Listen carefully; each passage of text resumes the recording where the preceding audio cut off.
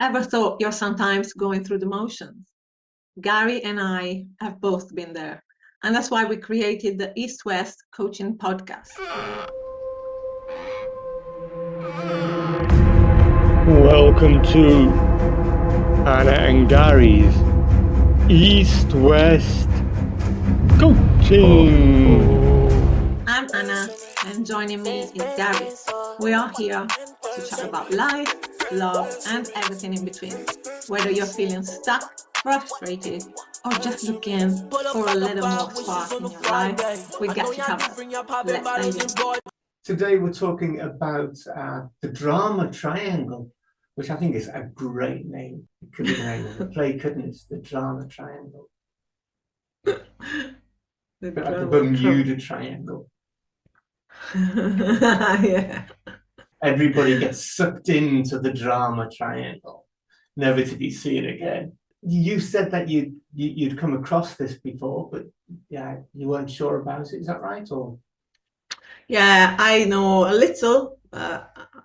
I'm sure you know a lot more about this. So from what I know, it's sort of like a dysfunctional relationships between three people or more, maybe, right? yes, yeah, it's a really dysfunctional way of being, and one that we often buy into, and it can destroy us. It can destroy relationships, or it can ensure that organizations don't grow in the way that they want to grow. I mean, relationships don't grow in the way they want to. So it's called a drama triangle because, like you say, there are, at its basic, there are three positions on the triangle, and these are the points of the triangle. One is the victim, the other is a persecutor, and the third one is the rescuer. The victim in this triangle says, bad things are happening to me. I'm in this place and I can't do anything about it. Woe is me. Look, I was born to the wrong parents. I was born in the wrong place. I was born at the wrong time. The people around me don't allow me to do anything. There's nothing I can do. I am a victim of circumstance. I'm swept by the wind. I'm carried on the waves. I wonder what else I can say that's poetic. I'm tossed on the sea. And there's nothing I can do. The persecutor in this relationship goes, you're pathetic. No wonder you're like that, because you brought this on yourself. Look at you. You don't deserve anything. I'm not surprised you're like that. You've got nothing going for you. Goodbye. The rescuer says, oh, you poor victim. I know who can help. Me. I can pull you out of that hole. Let me soothe you. Let me do everything for you. I can come to me. You think, oh, that could work, couldn't it? You've got a bad guy, the persecutor. You've got the poor victim, and you've got somebody going, I can help you. What's the problem with that?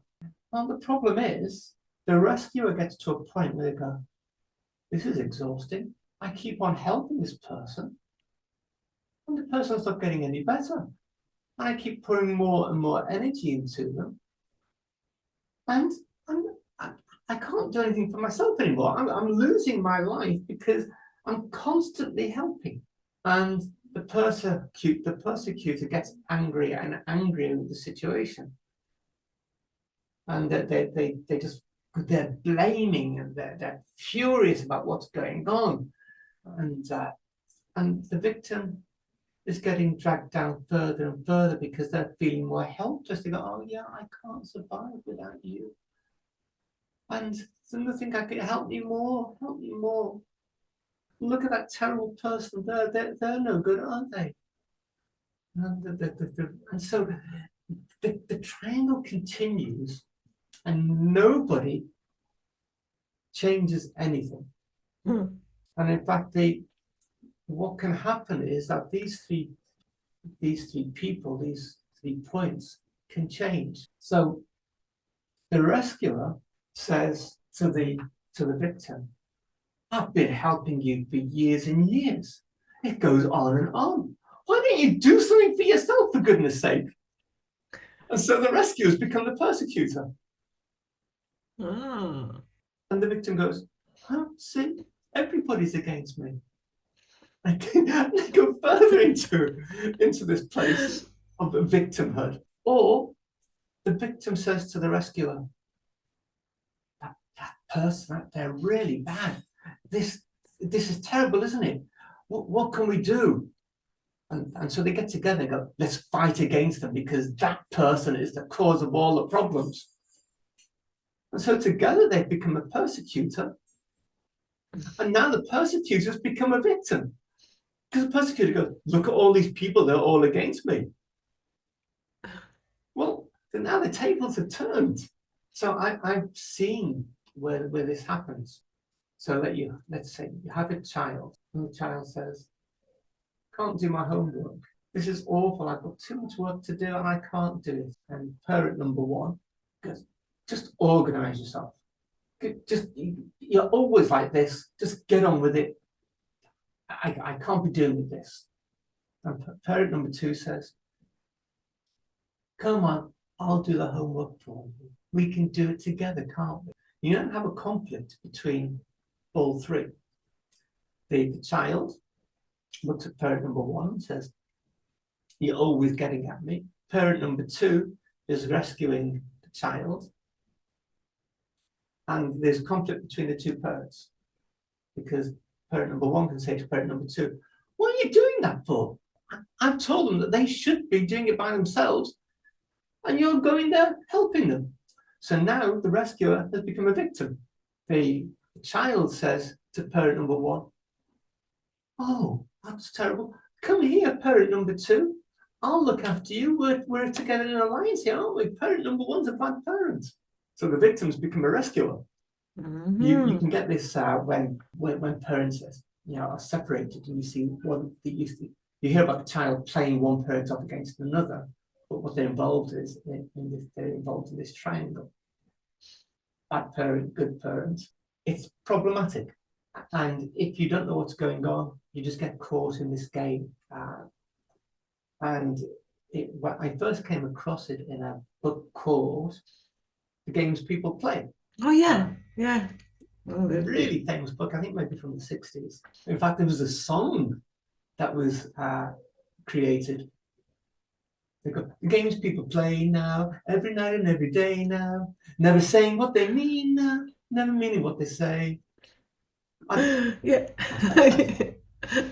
You also have entertainment here, people. Yeah. But it came from this. I think the person who originally came up with this idea of the drama triangle is Stephen Karpman. Sometimes it's called the Karpman drama triangle.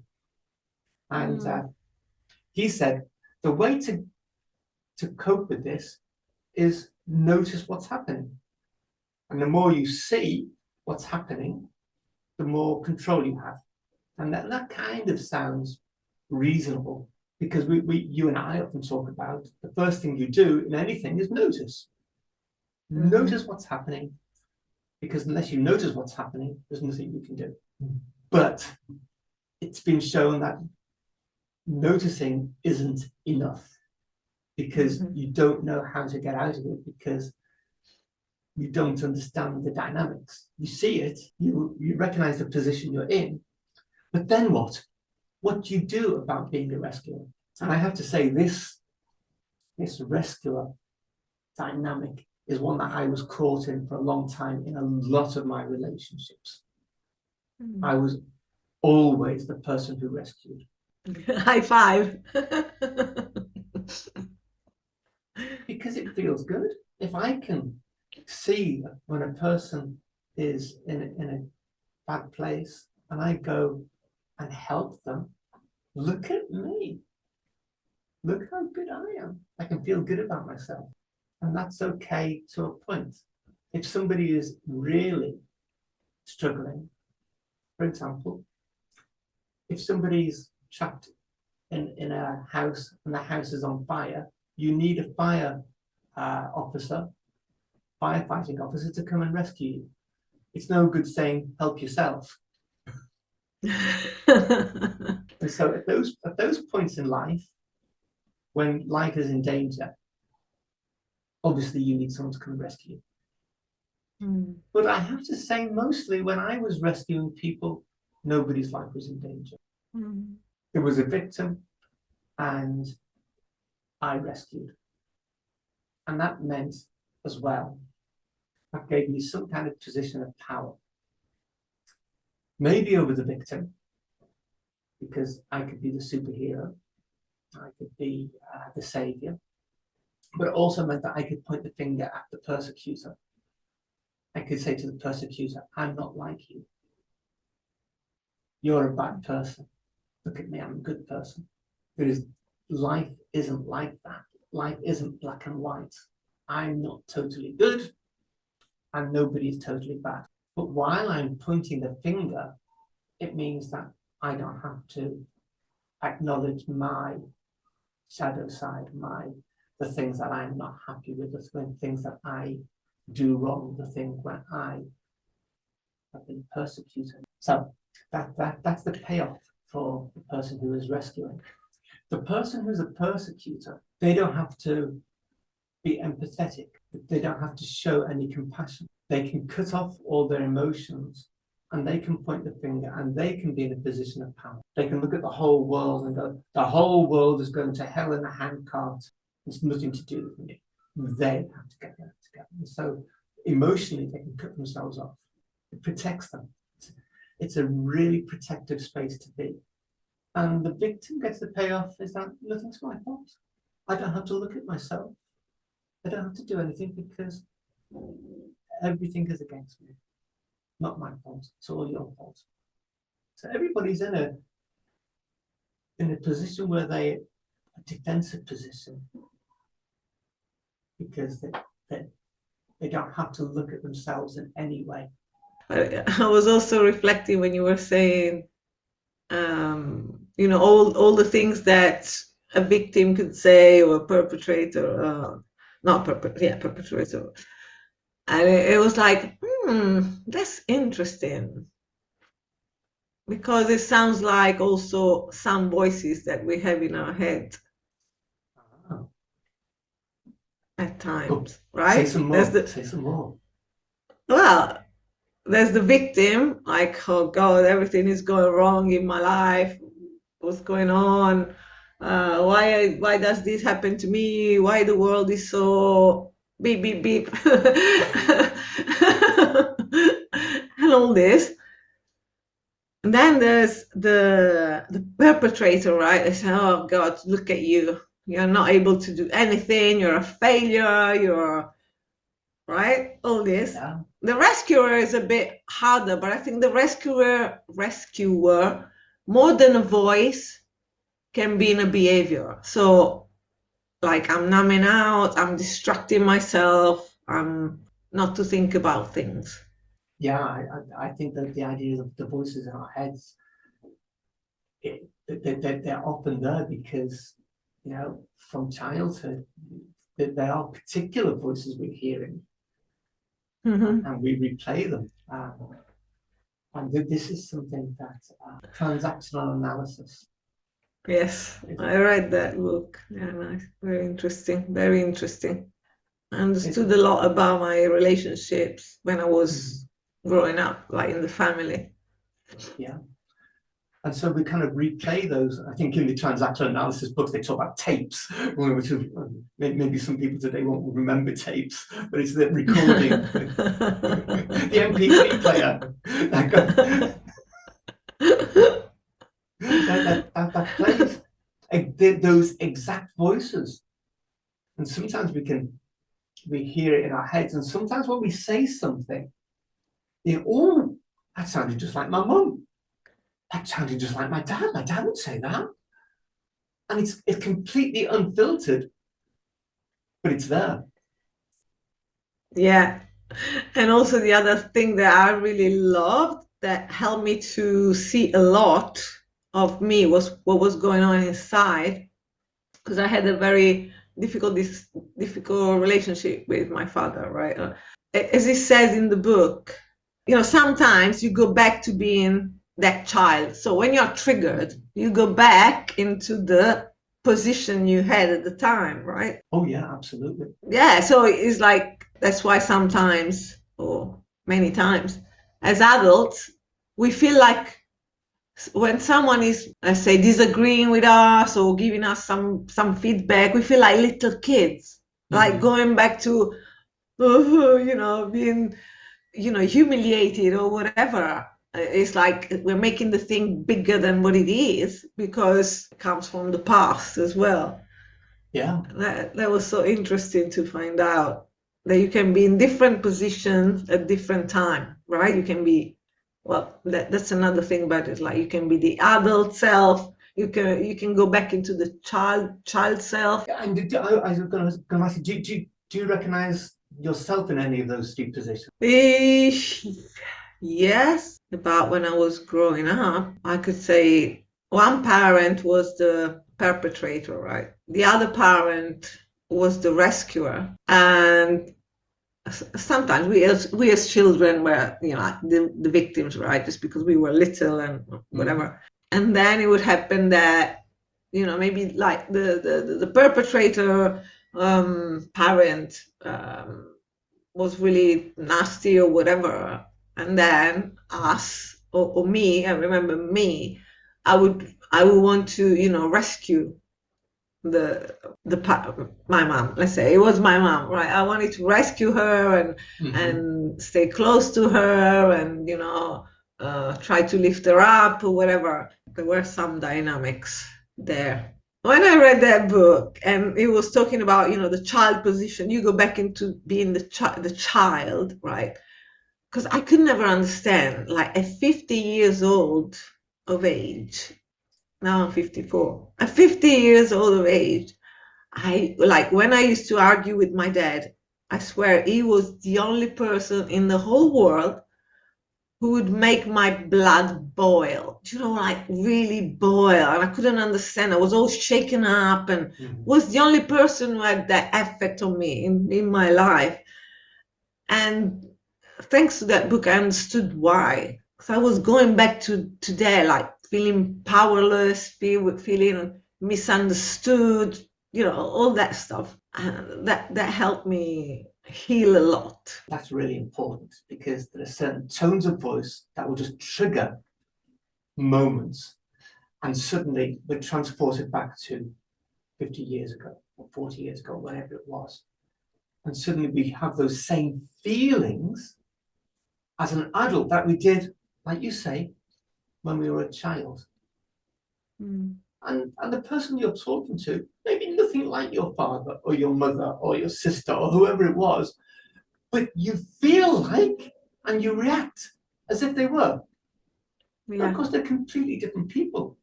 They don't mean the same thing. You don't have the same relationship with them, but you find yourself reacting the same way. Oh, good grief. Well, people look at you and where did that come from?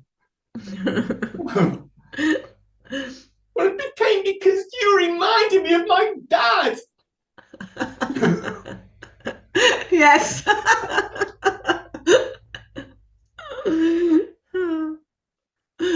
It may not even be anything they say. It could be a look, or even, that a look in their eye. Oh, that's how my dad used to look. Or it could be just a physicality. They walk into the room and you, oh, and suddenly, your whole body reacts because that's how your dad walked. That's how that was their laugh, whatever it was. For me, it was the tone of voice. The tone of voice, so important to me. It's like, as soon as someone was, raising the voice or being a bit arrogant or whatever, it was like, whoa, what do we do about it? Hey everyone, before we get back to our chat, I wanted to give you a quick shout out to where you can find us, as well as more resources and articles. You can find out more about Gary at www.thinkwellnow.net, and you can find me on LinkedIn under my name, Anna Amoroso. We will include all the links in the video description below. Please consider liking and subscribing to this channel to help us in reaching more people who might value this type of content, and click the bell to get news of our latest podcast. We really appreciate you. Thank you so much. It was quite late, I think maybe only 20 years ago, when the idea of the empowerment triangle was developed. It is an antidote to the drama triangle. And so we changed the dynamics. So the victim becomes a creator, the persecutor becomes a challenger, and the rescuer becomes a coach. Wow. Hey. Well, I mean, that's why that was my destiny. Well, yeah, I was just thinking the same for me, you know, rescuer to coach. Well, who'd have guessed that? But we don't rescue, do we? No, we don't. And that's the whole point. Coaches do not rescue. Exactly. They So empower. let's start off with victim to creator. So the victim has no ability to change circumstances, but the creator does. The creator says, this is the circumstance. I may not have put myself here, but now that I am here, what are the possibilities? What is it within my remit that I can do? This brings me to the question we often ask in coaching. Like, so given this situation, what is in your responsibility? Something that you can do. So this is not victim blaming. This is not No. saying it's your fault that you were here. It's saying this is a circumstance. There's nothing we can do about your parents because, well, you wouldn't be here except for the fact that you have those two parents. You were born where you were born at the time you were born. Nothing we can do about that either. You were born in that place. That's a really difficult place to have been born. Given those circumstances, which are immovable, unchangeable, unless you have a time machine. Hey, that's where we are. What now? What do you want? And now, once the creator knows what they want, what are they going to do to get there? The rescuer doesn't go in and I will do it for you. The rescuers become a coach. The coach says, what can you do? What's the first step you can take? What would you love to do? What can you imagine yourself doing? All of those coaching questions. Yeah. I'm not going to do it for you because I can't. So the coach doesn't take away the ability of the victim, of the creator. Yeah. They recognize that the person who is in need of help can do it themselves. They have everything they need. Or they have the resources to find what they need, to look for what they need. Yeah.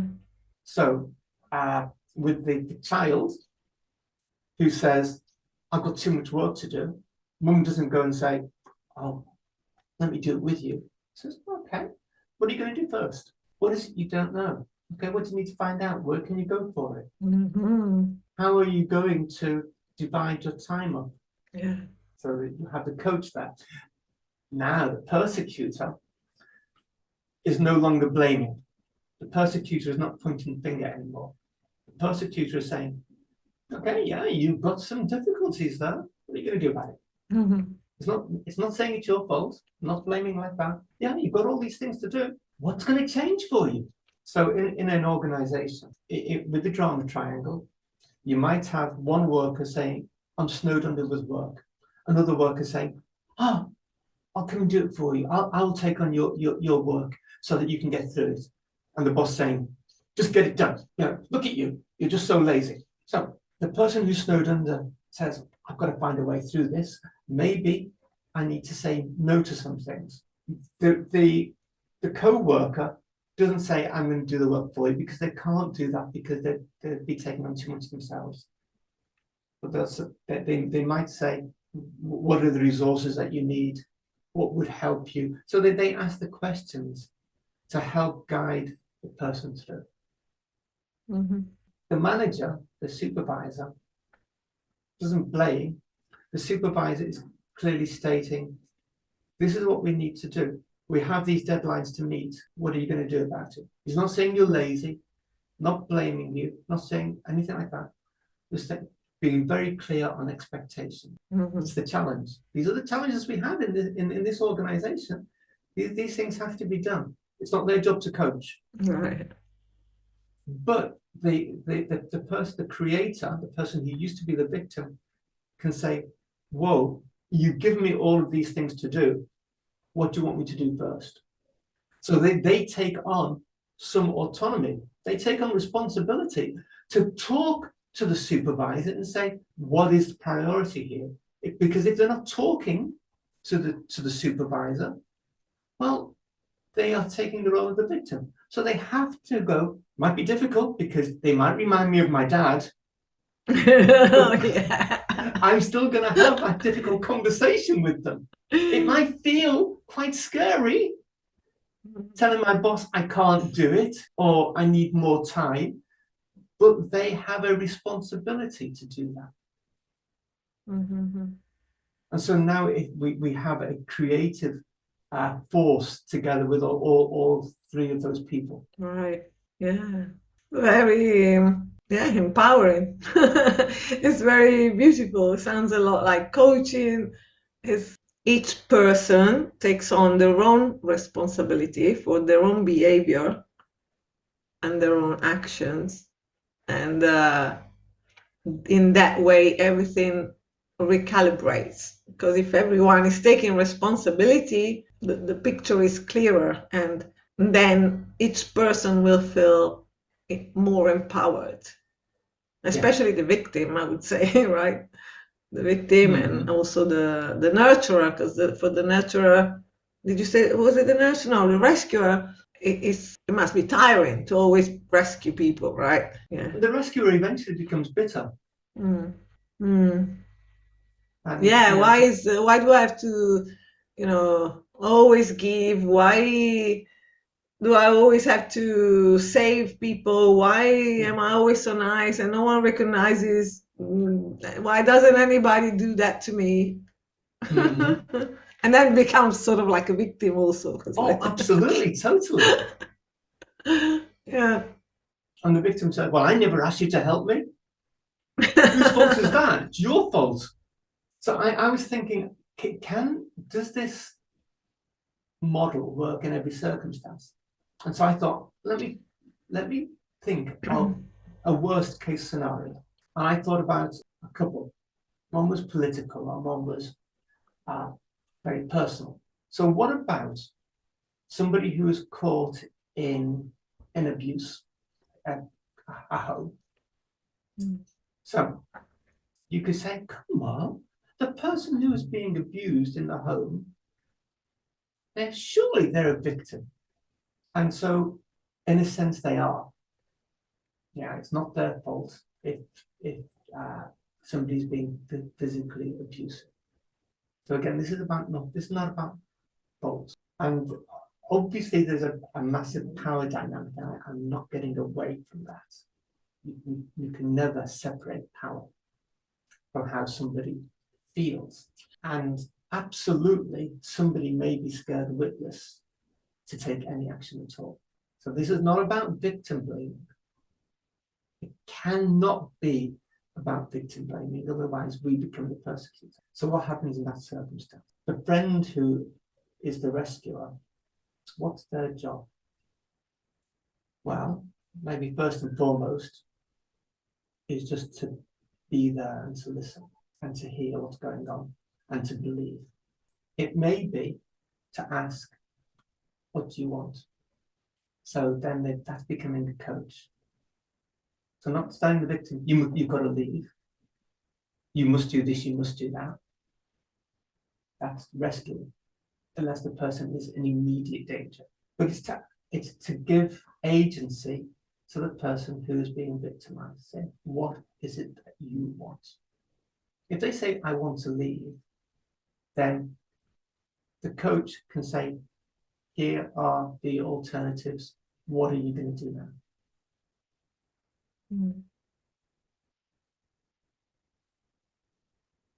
You know, you could call the police.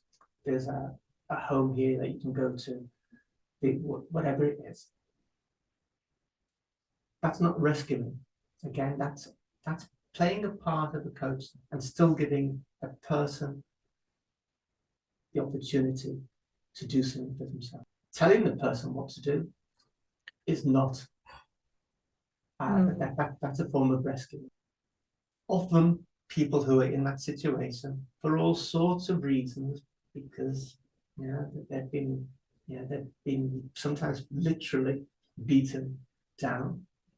They're so scared that they feel that they can't make a decision, but they still have agency. Now, if they're in immediate danger, their life is in danger, or they're going to be, then there is a call, like the fire brigade in the fire. So you call the police, and you just intervene. That's different. So that was the one thing. That was the one place where I thought, is this going to work? And I think immediate danger, then that just changes. Mm-hmm. Yeah, it's like if a child is in danger, you don't say to the child, well, what do you think you should do? You just take action. You just get in there and it's the fire brigade. It's the police, it's whatever. You get in there. You're not rescuing there, you are. You're physically rescuing. You take that out of somebody's hand. So that's the one thing. And then I thought politically, what's going on? In a wider scale, just take it away from the very personal. And there are some groups of people, you think, oh yeah, they're victimized. So it could be, people who are immigrants, people who are refugees, people who are seeking asylum. Could be, in some countries, it could be people who are LGBTQ. Mm-hmm. And they're victims. If they stand up for themselves, they're going to end up in prison. So what do we do with that? Well, I guess you find ways of how do you create? You create creatively, and this is what these groups of people do. So you don't stand as an individual against the state. You don't do that. You find other people who are like you, and you form alliances. Mm-hmm. You become creative together. You talk about your situation. You realize that you're not alone. And I think this is one of the most important things you can do in those places. And it's the reason why we have, for example, pride marches. It's not because people want to say, oh, look at me, I'm gay. It's because they want to say, we have been trodden down for so long. I am showing you, I am taking this into my hands. You are not going to push me down. Mm-hmm. I exist. And that's why I've heard people criticize, oh, look, that's supposed to be a gay pride march. Well, actually, there are people who are not gay who are activists in something else. Well, that's because they've come together to support one another. Mm-hmm. Where there's a feeling of safety, and in that feeling of being a group where they're no longer scared, there's creativity as well. And I think that's what's happening. That's my understanding. What do I do? Well, as somebody who is not in that group, I'm not an asylum seeker. I'm not a refugee. I don't belong to the LGBT community. Am I there to rescue them? No. But as a coach, I can stand alongside. I can say, I'm here for you. if you want, I'm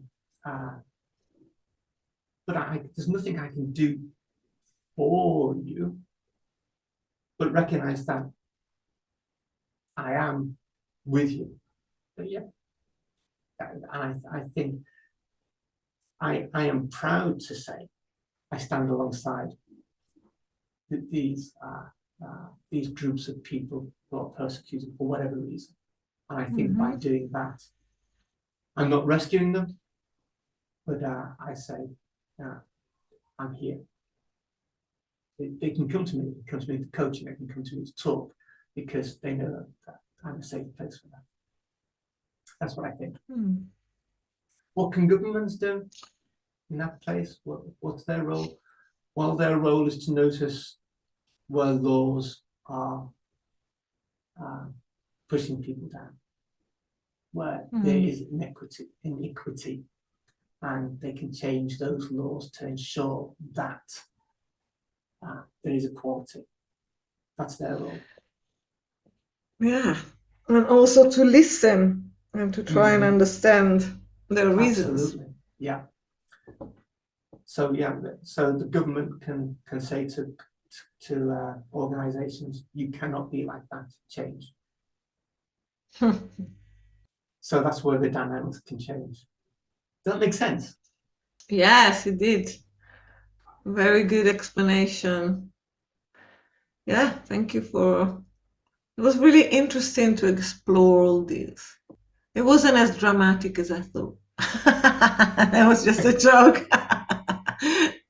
But yeah, I think it's really enlightening if you don't know anything about these dynamics and things, right? To understand, like, oh wow, that was happening, at home or in my relationship or at work. Yeah, and then try and see, okay, what's in my power to do?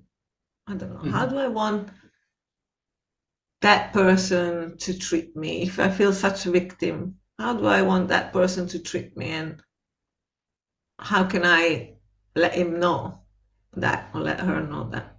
How do I need to, protect my boundaries, or where do I need to stand up for myself, or do I need to leave the company?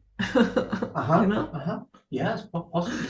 Actually, I just thought of an example, a really good example. And I should have thought of it because I'm wearing a t-shirt. I'm wearing the AISG t-shirt. AISG is the American International School of Guangzhou in China. And my school, the school that employs me as the wellness coach, has a coaching model. So teachers, it's certainly in the UK, I don't know, it's probably still true for a vast majority of them, would get really scared when somebody came in to observe their lessons. Because at the end, when they get the feedback, they would be told, oh, you did this wrong, that wasn't right, and this, and that's a persecutor mentality. Saying this is wrong, and this is wrong, and this is wrong.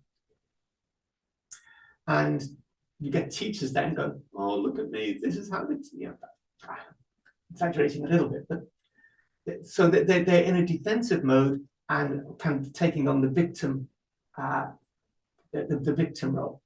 In AISG, we have a coaching model. And so when a supervisor or an admin goes into a class, they say to the teacher, what would you like me to look at? What is it that you want me to observe? Now the teacher isn't a victim, the teacher is creative and they're, oh yeah. Oh, this is what I want you to look at, because this is what I think maybe I can improve, or I'm not sure about this. So when the supervisor goes in and observes, or another colleague goes in and observes, no, okay, you want me to look at this? I noticed this. When you said that, this is what happened. What I especially liked about your class was this, this, and this. Have you wondered about what did you think about so instead of admin being the persecutor, they're now coaching. They're asking what you want, I'm observing, I'm noticing this, this, and this. Here are my questions for you to go and reflect on. Now the teacher is the creator. Yeah. And they can go to their colleagues and say, oh, come and ask me some questions here. Come and, this is what I think. What do you think? Help me, talk me through this. And so nobody's saying this is what you have to do. They're all saying, well, this is what I've observed. Have you thought of? I wonder why you did that. Yeah. It changes the whole dynamic of the school, because now everybody is empowered to try new things. They're not scared of failing. They're saying, oh, what could happen if? Yeah, they want to grow and improve in that way. Absolutely. And that changes what's going on. Yeah. And this is why I love coaching so much. It's just so empowering, I think. Anna, thank you so much. I've enjoyed speaking about that. I enjoyed it too, Gary. Thank you so much for sharing with us all your knowledge about this subject. That's great. Anna, thank you so much. It's been moving from the drama triangle through to the empowerment triangle is a major breakthrough for people, and I think understanding what's going on there can help us to realize one got stuck in it and what we can do about it. Yes, so thank you so much.